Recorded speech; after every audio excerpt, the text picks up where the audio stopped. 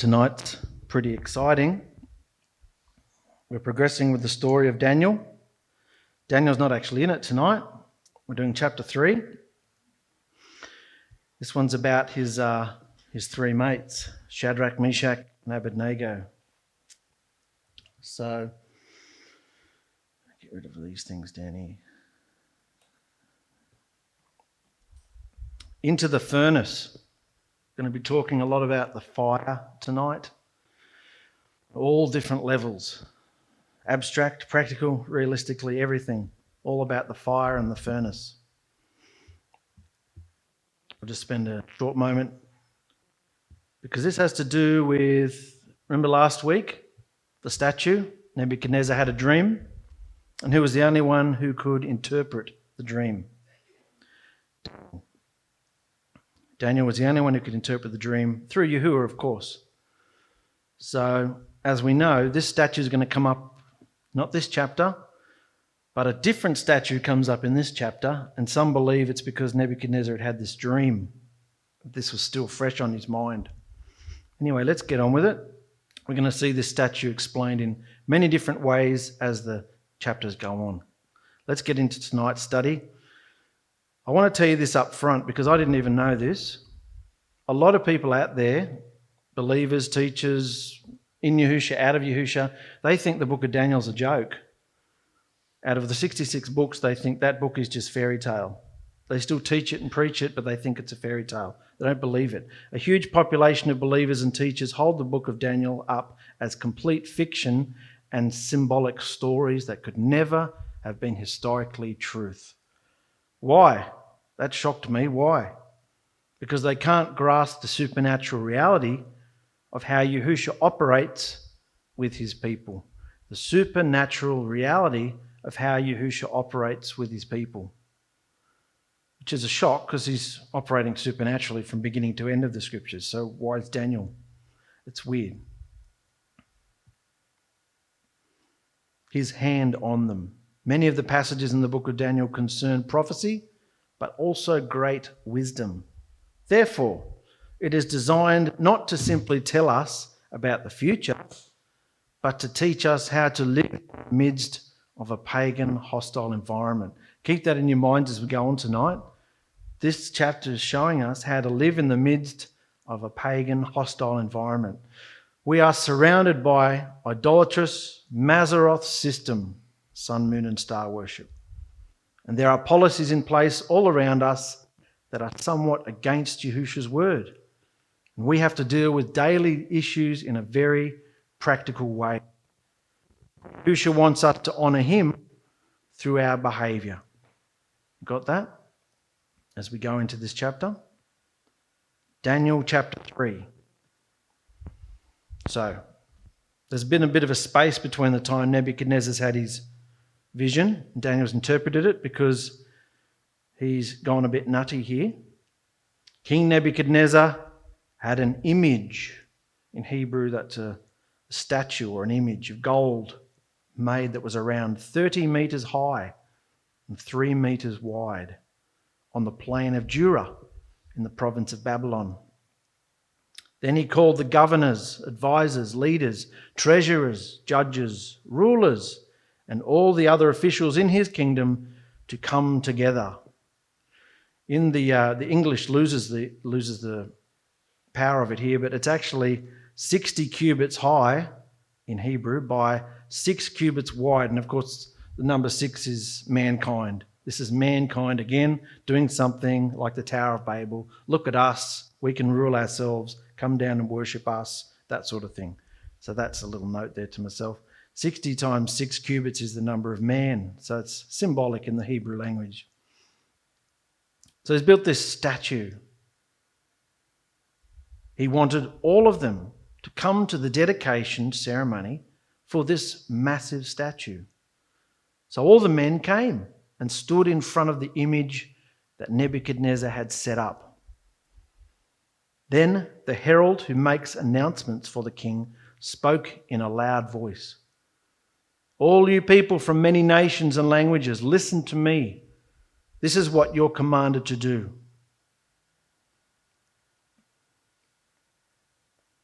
You must bow down.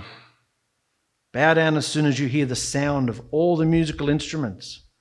When you hear the horns, the flutes, the lyres, the sambucas, the harps, the bagpipes, and all the other musical instruments, you must worship the gold image.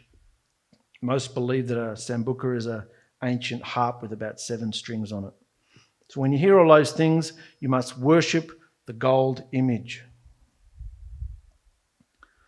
This reminds us of like a national anthem, doesn't it? You've got to stand there, whatever you can do, whatever country you're in, you've got to do something when the national anthem plays. This is what this was like. When the music plays, you come and bow down to this image. The king has set this image up, so whoever does not bow down and worship this gold image will be thrown into a very hot furnace immediately. Interestingly, Moses compared Israel's Egyptian slavery to an iron furnace. So there's all sorts of imagery flying around in this chapter. What does this also remind us of? Bowing down to the image. We just finished Revelation. This is also a shadow of Revelation, where John says that in the last days, all people, both rich and poor, slave and free, will be forced to bow down and worship the image of the beast, an accepted and known behaviour of brazen idolatry. Brazen meaning right out there in your face. Happy, proud, I'm disobedient, I'm wicked, and I'm going to celebrate it. Brazen idolatry against Yahushua. So today it's not just a statue. People do bow to statues, but today it's a full-on behaviour of obsession and idolatry. So as we go on to, notice that it says it's an image. In the Hebrew it says he's built an image. It doesn't say what of. That's where we have to guess what it's of. And we'll get into that in a moment. It just says a statue. That could be anything. I mean, obviously all the cartoons are showing an image of a man. But let's go on. So as soon as they heard the sound of the horns, the flutes, the lyres, the sambucas, bagpipes, and all the other musical instruments, all the peoples from different nations and languages bowed down and worshipped the gold image. Daniel clearly wants us to see a close connection. Daniel's writing this. He wants us to see a close connection between the king's dream and the statue which he erected here. Was this an innocent response to the meaning of his empire's dream? Was the king just coming fresh off his statue dream and I'm the head of gold, I'm Babylon, I'm all powerful, I'm going to honour Yahuwah by building a statue of myself? Is that what you think he's doing? Not likely. Not in this culture. Remember, this is Babylon. Who started Babylon? It's pretty obvious that his motivation was from Nimrod and Neo-Babylonia, for he wasn't ignorant of Nimrod's attempt to build a tower to the heaven. And King Nebuchadnezzar was now walking in the footsteps of Nimrod by setting up his own authority, drawing his own blueprints for a worldwide kingdom that should never crumble and fall.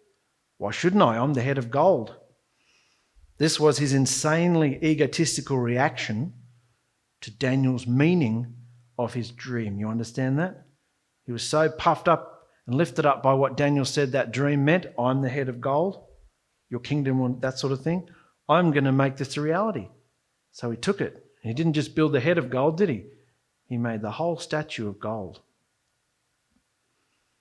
The statue may have been a likeness of the king or a Babylonian deity, or maybe it was an astronomical body or just a geometric shape. It's not actually written in the text what the shape of the statue is. We can guess. Historians have looked at it. Many believe, and like this is very similar to what we've been seeing in the cartoons, many believe that it was this idol here. This is one of the 2 Nebo statues found in the Nebo temple at Calais. It is assumed that the king made the statue of himself. However, Nebo was the national deity of Babylon. So this is what it probably looked like. Because remember how superstitious they were.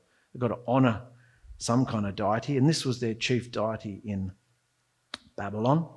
This is an ancient quote there. Trust in the god Nebo. Do not trust in another god. And if you look here, the meanings of the names, we're not going to go through them all, meanings of the names of the Babylonian kings. If you go down to anywhere you see Nebu is Nebo. Nebuchadnezzar, Nebu. O Nebu, defend the landmark. Even more interesting down here, Daniel's name was changed to Belteshazzar. Bel, which is Baal, Marduk, guard his life. So that would not have impressed Daniel too much, would it? Being named after a pagan deity. But doesn't say that he objected to that. He only objected to eating the king's food. So critics say that the mention, this was interesting, critics say that the mention of this statue is just more evidence that Daniel is pure fantasy.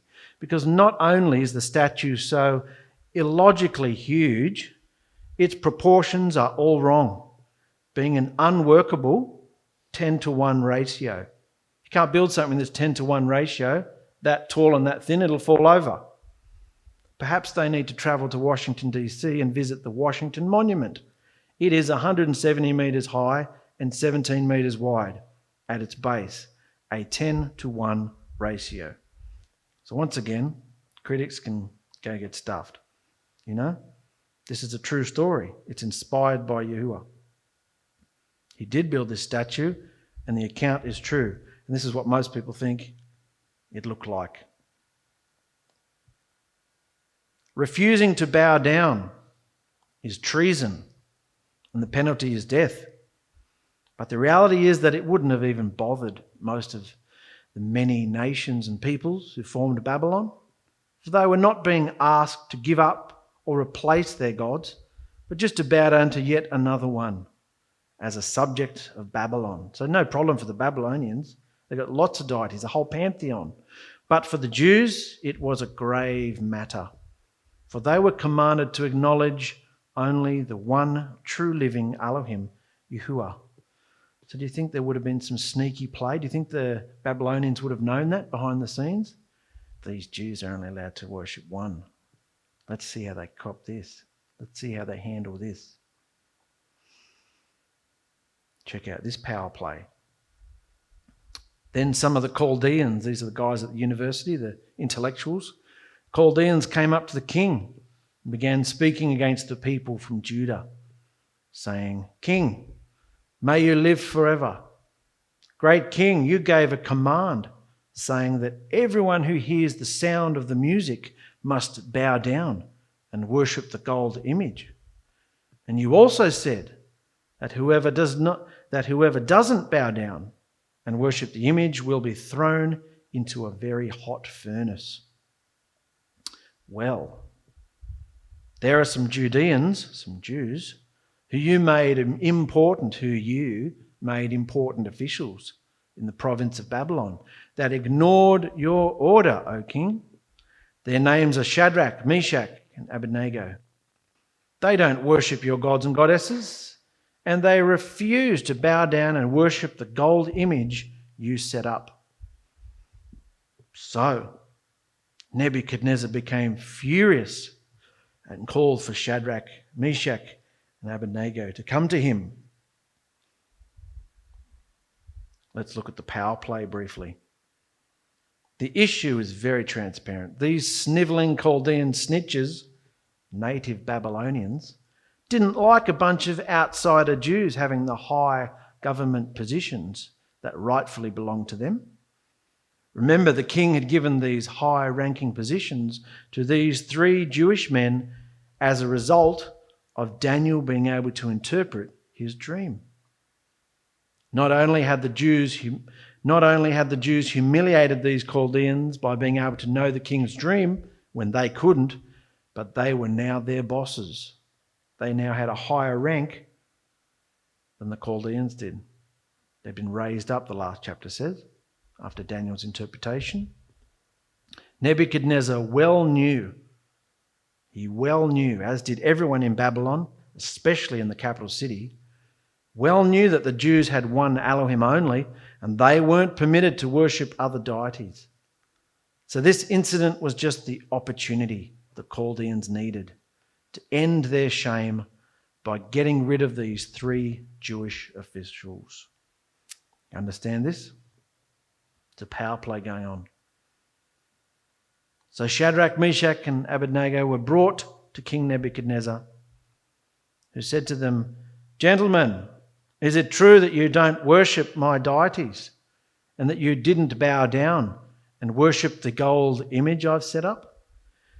Now when you hear the sound of the horns, flutes, lyres, sambucas, harps, bagpipes, and all the other musical instruments, you will bow down and worship my gold idol, damn it. If you're ready to worship the image I've made, good.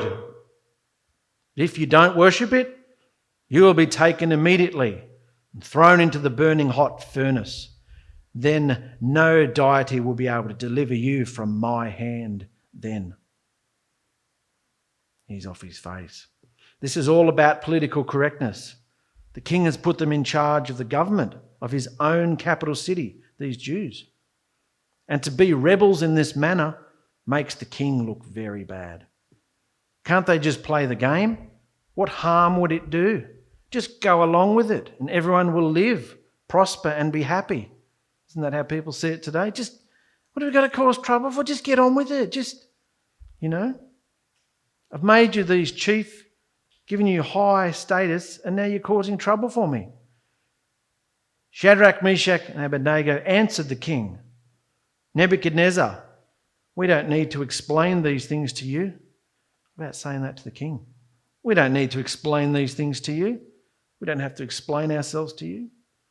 If you throw us into the hot furnace, the Elohim we serve can deliver us. If he wants to, he can deliver us from your hand. If he wants to, he can deliver us from your hand. But even if Yahuwah doesn't, cop this bit, even if Yahuwah doesn't deliver us, we want you to know, O king, that we flat out refuse to serve your deities. So no, we will not bow down and worship the ridiculous gold image that you've set up. Even if Yahuwah doesn't deliver us, we will not bow down. Strength in these guys, isn't there? Character. If you say no, do you want to turn the aircon down, mate? You right? If you say no to the beast's behaviour, you're in for fire. Got that? Bring it forward 3,000 years or so. If you say no to the beast's behaviour, you're in for fire. And not the fire you might expect. I'm not talking about worldly fire or punishment there. These men understand that Yahuwah has chosen. Remember last chapter we decided that Nebuchadnezzar was not an evil king. He was set up there by Yahusha to take over and punish Israel. These men understood that. Yahuwah had chosen Nebuchadnezzar to be his servant on earth at this time and has given him dominion over every sphere, sea, land and air. So in essence they are saying, we really don't have a choice in the matter. What you have been told is true. And there's not much we could say to change your mind. But then comes the heart-searing part where they say that whether Yahuwah does or doesn't rescue them from a horrible, painful death, nonetheless, they will not serve Babylon's deities and they will not lay prostrate, which is to lay down flat. Prostrate yourself is to lay down flat before the statue. They will not. The statue is the symbol of the one world power that is the Babylonian Empire. That's what this statue represented. It wasn't just, so there was no church and state back then. There was no religion and worldliness. It was all together, all wrapped up together. So it was not only a religious symbol, it was a political head of gold. This is the most powerful kingdom in the world. Many believe Nebuchadnezzar had travelled to Egypt and seen what they did with all their obelisks and statues. I can be better than that, he says. This is what Solomon said, though. And we saw what happened to Solomon towards the end of his life. And this is how he summarised everything before he died. In Ecclesiastes 12, here is the final conclusion. Now that you've heard everything, fear Yahuwah and keep his commandments. For this is what being human is all about. Interesting statement. This is what being human is all about. For Yahuwah will bring to judgment everything we do, including every secret, whether good or bad. In case I forget, do you look at life like that? Do you look at behaviour like that? Do you look and see that every single secret thing that you think will stay hidden will be brought out into the light? Yahuwah does it. It's not a matter of mum and dad or friends and family, and Yahuwah does it. He brings everything out into the open. What's in the darkness, he'll bring into the light, whether good or bad. Since Solomon was addressing Hebrews in that scripture, what he really meant was what being a redeemed, that's what being a redeemed human is all about. Because obviously out in the world, that's not what being a human is about out there, is it? But to us, the whole reason, what's the meaning of life? Why am I put here? Is to love Yahuwah, fear Yahuwah, keep his commandments. That's what being human is all about. That's the only purpose we're on this earth. It's the only purpose Yahuwah made Adam and Eve. Love me, keep my command. They only had one. We've got 10 main ones.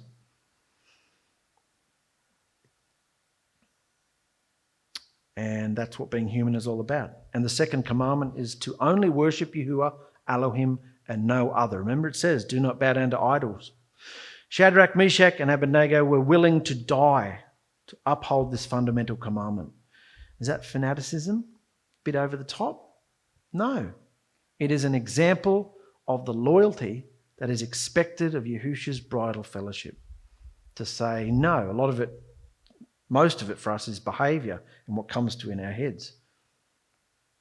Then Nebuchadnezzar's expression. Remember, they've just told him pretty much to go shove it. We're not going to bow down to your image. It's ridiculous. So, then Nebuchadnezzar's expression, or in Hebrew it says image, just like the image he built up. His image changed. The expression on his face changed. He saw red and was filled with rage against Shadrach, Meshach, and Abednego. Filled with rage. He gave an order for the furnace to be heated 7 times hotter than it usually was. Then he commanded some of his strongest warriors in the army to tie up Shadrach, Meshach, and Abednego and throw them into the raging hot furnace.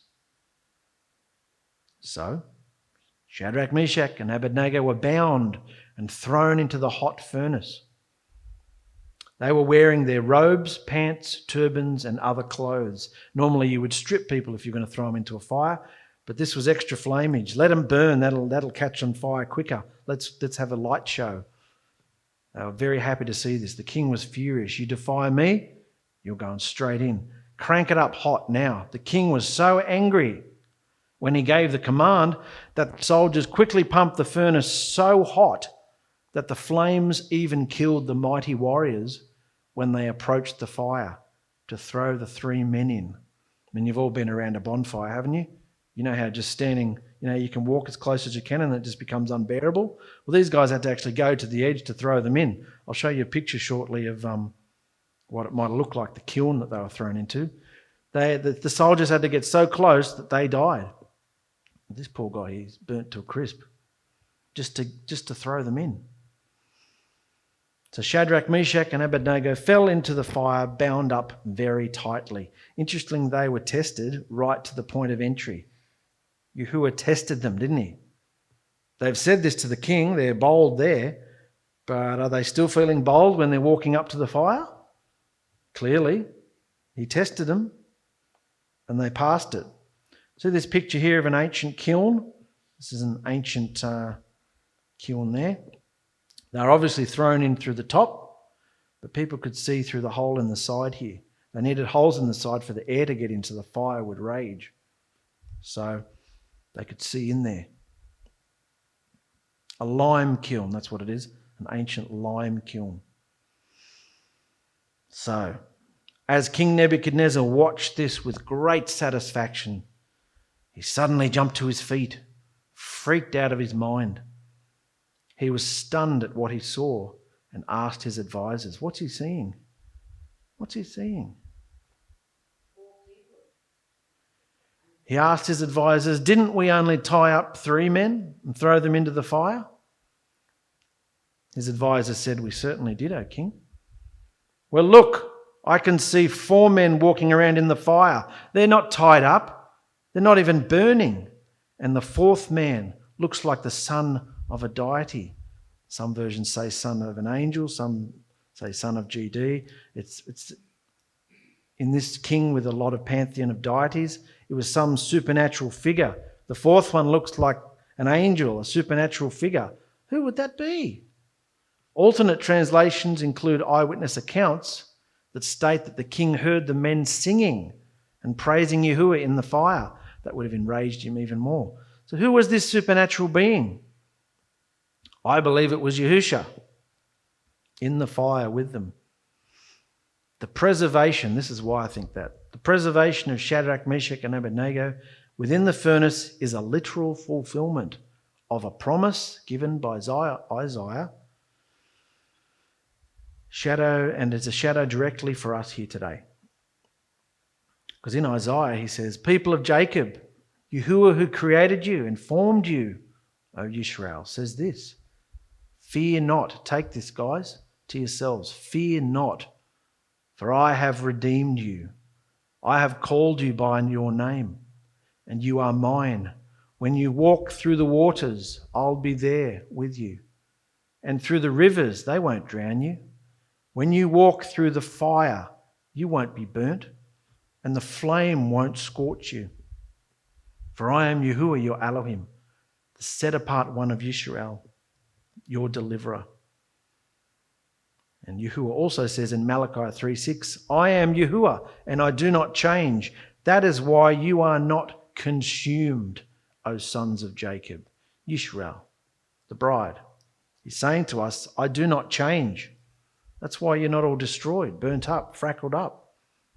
We should be. So can you see how this is a promise? And these guys believed it. And Yahushua was with them in the fire. Remember when John sees a sea of glass like crystal in the heavenly temple?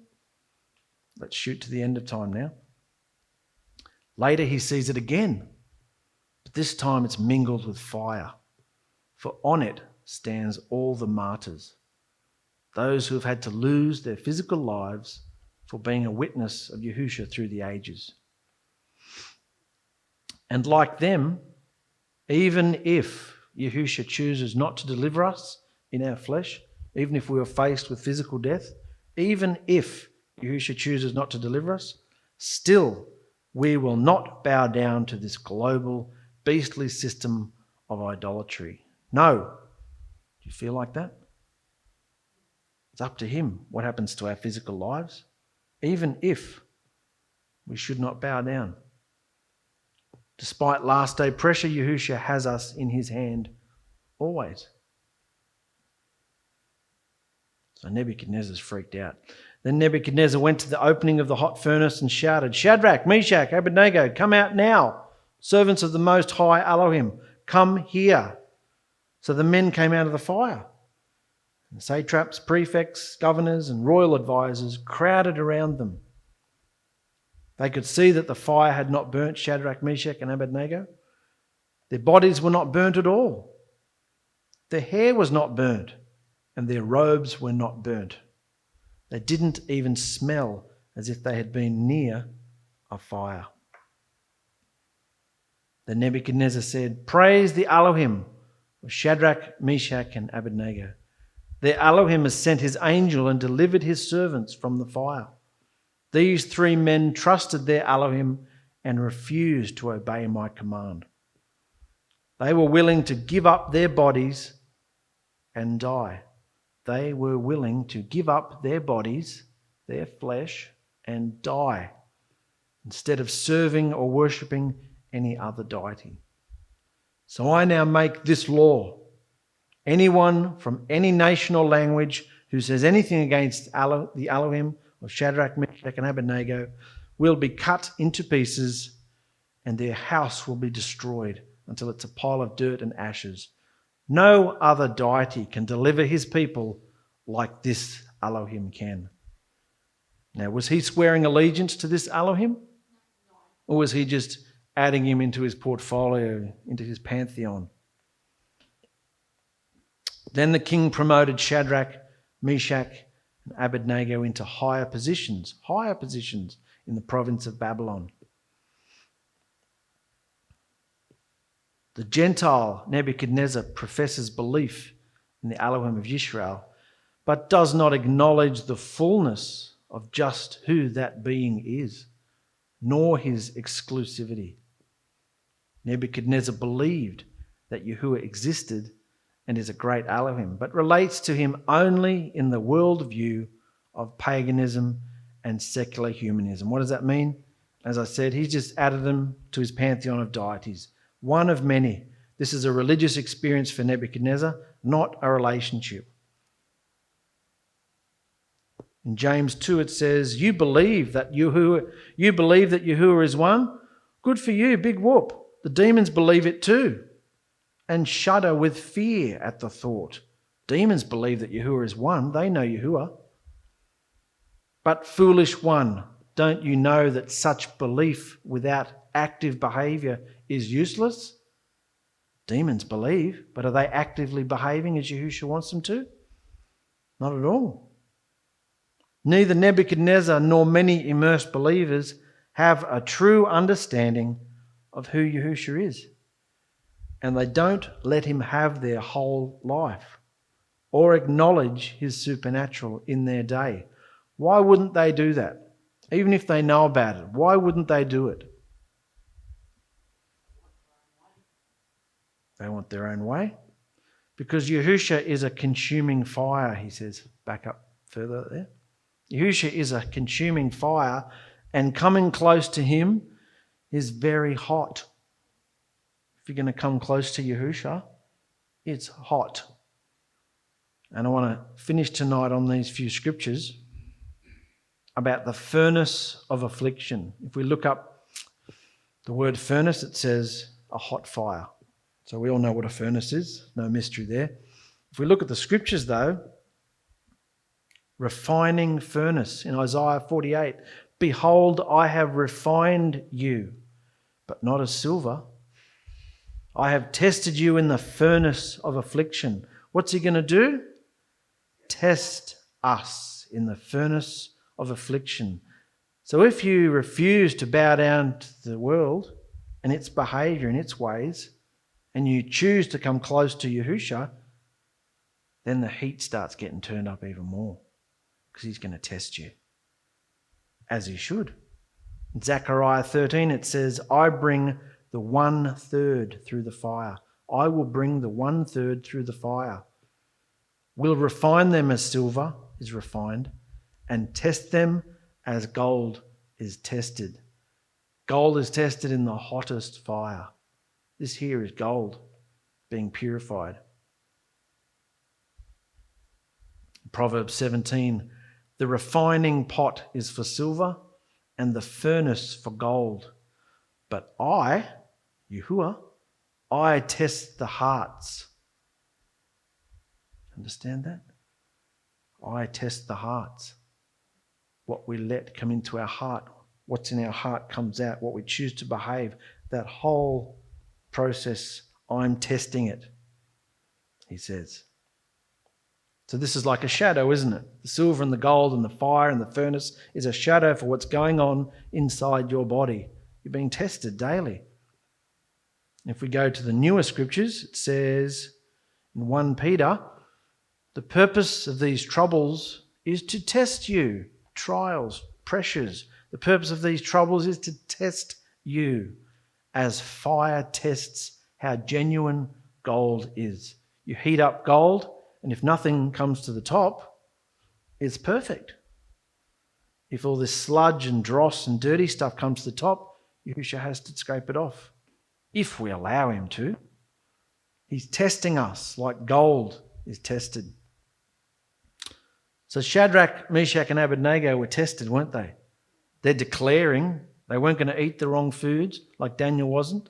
They were having supernatural gifts like Daniel was having. But then they were put to the test. They wanted to go further, so he tested them. Doesn't mention any other Jews that stood up and refused to bow down, did it? So clearly a lot of the other Jews bowed down. They all had the same commandments. What are we tested on in our day? What is he testing us for? He's testing us to see if we will obey these things here. These things here are our eternal marriage covenant vows. And this is the only moral and legal standard of right and wrong. No matter what's being said out there, you want to know what right and wrong is? There are 10 written in stone, actually, right and wrong here. He says, I am Yahuwah your Elohim, who brought you out of Egypt, out of your slavery. I'm your only mighty one. You will have no other but me. Don't dare raise up, don't dare love something else in my face. I'm the one who brought you out of slavery, he says. You will have only me. I'm the only living Elohim.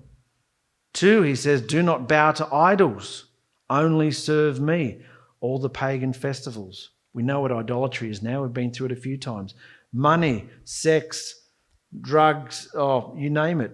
Wealth, everything that's going on in the world. Obsessions. Loving anything above Yahusha is idolatry. Do not cast my name to ruin. Always use the name Yahuwah and Yahusha. Do not cast the name of Yahuwah your Elohim to ruin. The world doesn't even know or want his name, do they? Don't want it. Number 4, rest on the Shabbat day. Guard the 7th day. Guard the 7th day as set apart. Honour your father and your mother. Even if you don't agree, particularly as you become adults, even if you don't agree with everything they do, you must respect them as people because they gave birth to you. Yeah? That doesn't mean you have to bow down and come under them and all that stuff. It means inside yourself, all the judgments and all the things that you might have, you've got to get rid of it and you've got to honour. That's what honouring is. Honour your father and mother. And you will live long in the land, he says. Number 6, do not murder. Yahusha came along and said, don't show hatred to your brother either. Don't call him an idiot. Don't say horrible things to him. Do not murder or show hatred. Number 7, do not break up a marriage. Don't break up your own. Don't break up anybody else's either. Don't come between something that Yahusha has brought together. Don't break up a marriage. Don't break wedlock. Yahusha came along and said, that's great, but I'm telling you, don't even look lustfully at someone else. Don't look lustfully at any nakedness. Don't do it. This is the difference between right and wrong according to Yahusha. And that's all that matters, isn't it? 8, do not steal or kidnap. Straightforward. It's not yours. Don't take it. Number 9, do not lie or speak maliciously. Don't spread false witness. Give false, give a false opinion or an account, a reputation of somebody else. Speaking maliciously, spreading gossip, things like that. Do not covet, desiring other people's stuff. That's not talking about looking at something and go, oh, that'd be nice. Oh, look, that's nice. Oh, cool. That's desiring it. I'm going to have it. I'm going to have it. I'm coveting it. I really want it. I'm desiring it. Because we see things all around us that are nice. It's not talking about that. It's talking about desiring it with a deep desire. Covet. Yahusha came along and made a summary. He said, Yahusha's bridal summary, he says, love one another as I have loved you. That's how he summarized these 10 words. Love one another as I have loved you. How far did he go with his love for us? Died for us, gave himself up, made himself a servant and nothing. We're very fortunate in the behavior evolution that Yahusha gave us some rules to summarize these, because going out into your day, I have to love one another. I have to love one another. I have to love one another. What does that mean? Things are coming at you all the time. These rules. Don't take anything personal. Let everyone have it and don't make excuses. You can put them, as you know, to every single situation in your life. These are a summary of this, and this is a summary of this. So we're bringing all this right down into very practical in every thought. Check your thoughts. Don't take anything anybody says personal. Don't. Let everyone have it. Let them have it. Am I letting everyone have it? Am I making excuses? Am I lying? Am I trying to make myself feel better? So we're going to be tested on this, guys, by fire. Tested by fire. So, Yahushua wants a response from us. He wants a heartfelt response. Because if you've been doing any of these things that are wrong, are you going to be right or wrong? So I'd like you all to close your eyes and review yourself.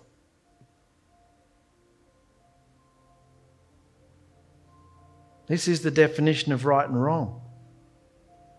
Now, I raised a lot of you in these, even though I didn't really know Yahushua myself back then. Raised you in these. But as you become older, you take liberties. You think you can get away with things, don't you?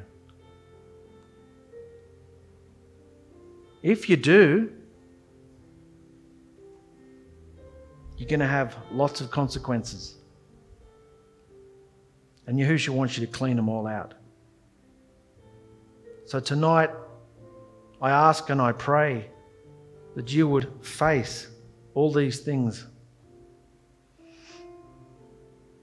Anybody who's done any of these things, broken any of these commandments, loved something more than Yahushua, spent more time with something than Yahushua, lifted something up as an idol above Yahushua, not wanted to use his name, not wanting to rest on the Shabbat, but doing other things, not wanting to respect or obey your father and mother, showing hatred to someone, looking lustfully at something, stealing, lying, coveting, deeply desiring other people's stuff. If those sins have been in you, cleanse yourself out. Cleanse yourself out. If you've been into any of those things this week, I'd like you to put your hand up. If you've felt any of those things.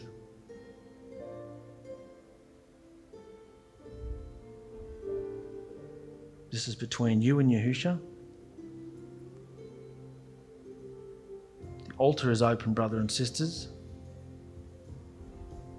Ask Yahushua to forgive you. Be cleansed by his amazing love.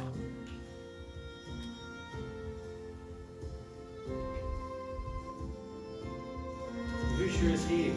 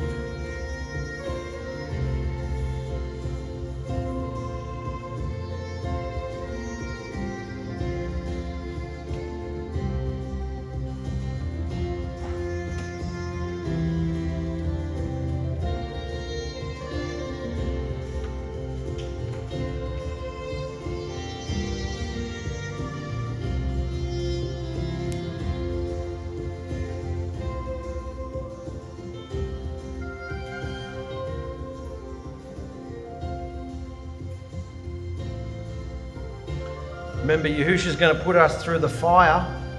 If we declare we believe in him, if we declare we want to come closer to him, it might seem unfair. Doesn't he have the right to test us? Doesn't he have the right to purify us so that we can be perfected and be like him? He wants a genuine bride. He wants a genuine bride. We need to become that. So if you're going to come close to him, it's hot. Are you willing to endure that fire? Do you take it personally when he touches you, shows you, gives you consequences?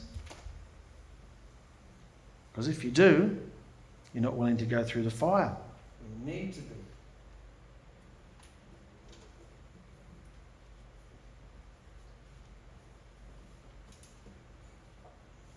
It's good to see. Good to see you remember all the commandments and that you're all doing them perfectly. Beautiful. You can all stand up now, please.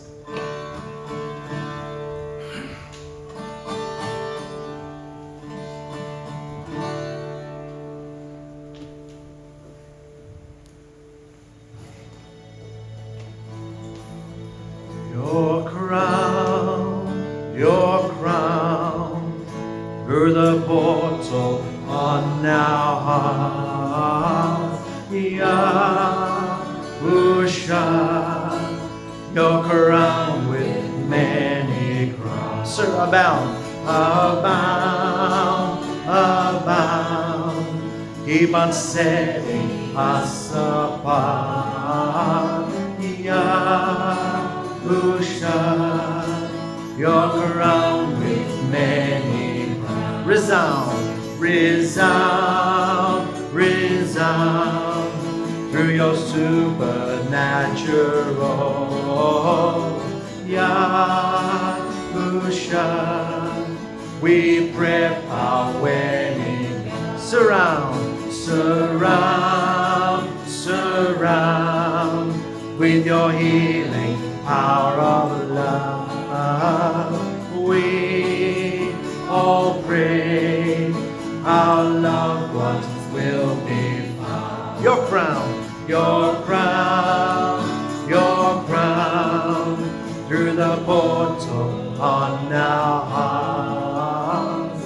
Yahusha,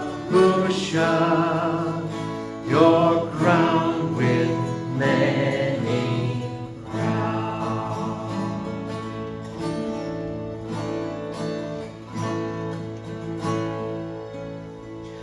Yahushua, we thank you for meeting with us tonight. Thank you for showing us what being close to you is going to entail so that we know to be looking for you in every situation in our lives. Your supernatural should be prevalent in everything, in the forefront of our hearts, of our minds. Make us aware of this, Yahushua, more and more. We pray for our loved ones up the hill and down south. We pray that you continue to move. We know that you have them all safely in your hand. Draw us closer this week, Yahushua. Bring up the issues you want to bring up. Burn the things you want. Heat us up. We're all committed to you. We've said it with our mouths that we commit ourselves to you. So now we know that that entails burning hot fire. We love you, Yahushua, so much. So be it.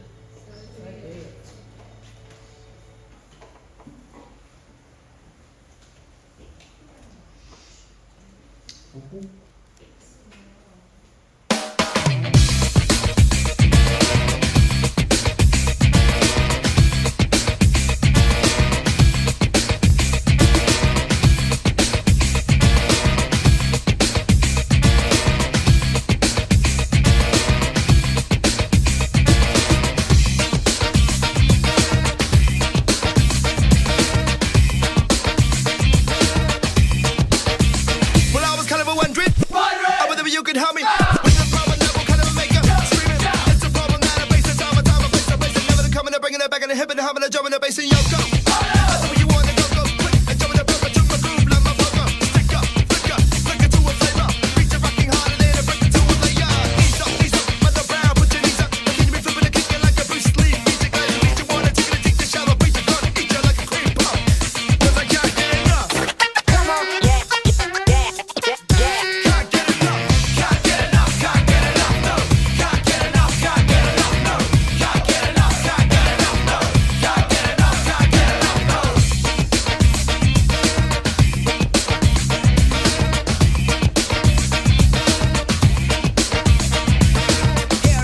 a his for his for his, for better for worse, for what's with the secret best case on here. Mixing up the storm, brewing up a tornado.